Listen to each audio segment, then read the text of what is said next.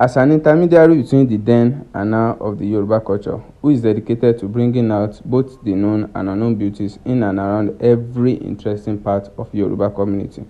Today we will be exploring Agbonle, one of the ancient communities in Okeogun that constituted the second largest part of Oyo State, starting with Oke-Ipeta.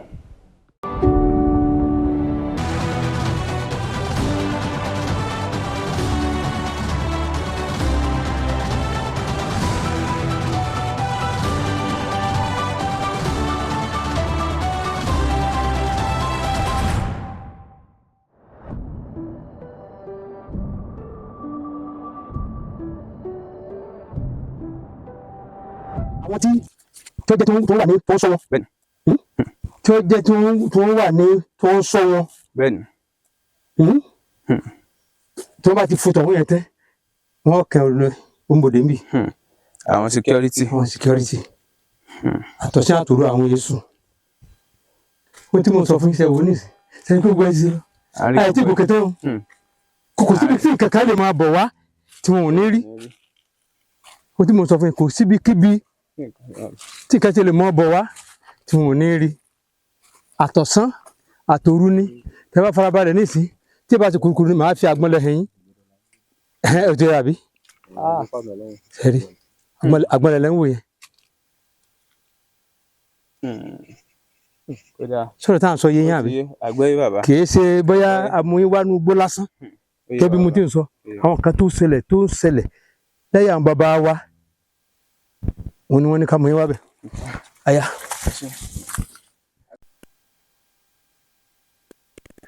Sẹ́rí àwọn kan tá à ń sọ báyìí ṣe ti rí pé ó rí sẹ́rí fúnra ara wọn ni wọ́n ń wá òkúta yẹn jọ wọ́n ń wá yẹ̀pẹ̀ wọ́n fi mọ́ àwọn odi yẹn sẹ́rí báyìí.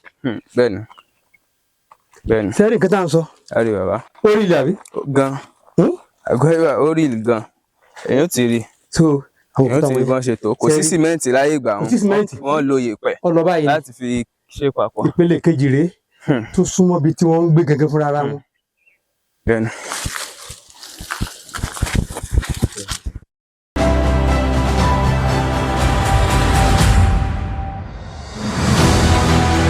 Àárín tá a wà yìí níbẹ̀ ni tẹ́ni tó jẹ́ ọba gangan wà. Tó jẹ́ ilé ọba. Tó jẹ́ ilé ọba wọ́n kọ́lé fún tẹ́tẹ́ ó súnmọ́ gbogbo ọ̀rọ̀ àtàwáyé súnmọ́ lókè báyìí. Yàn pé ọba láyé ìjọ́un kò sí nǹkan tó ṣe bí ju pé wọ́n náà wọ́n fi kọ́lé. So ògèrègèdè pé kí ni wọ́n mọ ọmọlé yípo ìgbà yìí. Security yẹn náà bẹ́ẹ̀ tó lè kan ọba oríṣiríṣi security. Àgbọ́yé bàbá. Nǹkan tí mò ń sọ fún oyè yín àbí ó sì rí. Oyè bẹ́ẹ̀ ni sà bẹ́ẹ̀ ni very real. Kì í ṣe pé bóyá torí pé bóyá a fẹ́ gbé mọ́ra ó jẹ́ ká. Àwa náà jẹ́ nìkan tó nígbàgbọ́ nínú àṣà Yorùbá. Iná ló jẹ́ ká máa ṣe gbogbo eléyìí a sì jẹ́ nìkan tó yẹ pé a nífẹ̀ẹ́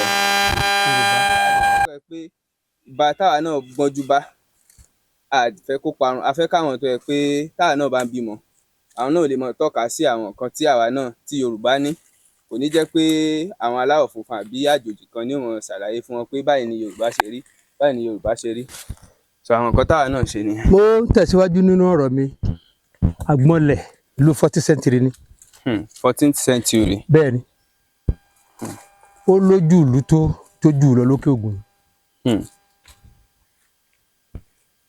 Sísàkété tó yẹ kò lè sọ tin Agbọ́nlé pé bàbá yẹn l'Agbọ́nlé débẹ̀ wọ́n bá yà rí kà nínú ìwé lókù sọ pé ìtàn gbogbo ó wà nínú ìwé wọ́n bá rí kà lókù Ṣakí ò lè sọ pé Agbọ́nlé o ìlú tó sàgbà Agbọ́nlé ń bì ní Tèdè tábánú bẹ́ẹ̀ ni bó ti wà kékeré yẹn ó ju Agbọ́nlé lọ àbá nínú tẹ̀ bẹ́ẹ̀ ni o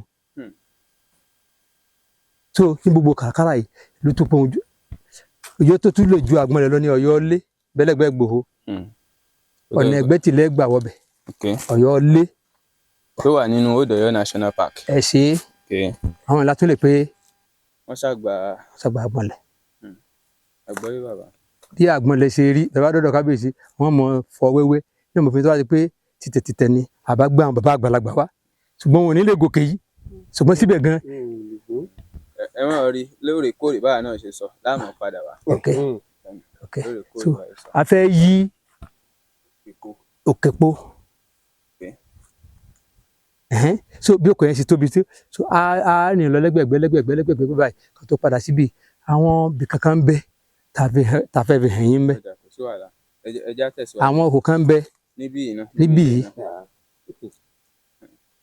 yìí a sọ díẹ̀ nípa wọn a lè sọ púpọ̀ ṣùgbọ́n a sọ díẹ̀ ń bẹ bí gbólóhùn méjì Ọlọ́run pẹ̀lú wa. àmín ẹ jẹ́ á tẹ̀síwájú. àmín bàbá ẹ ṣé gan-an. bàbá mi ṣé kò tí ì ọ̀dọ́ tiẹ̀ ní bàbá.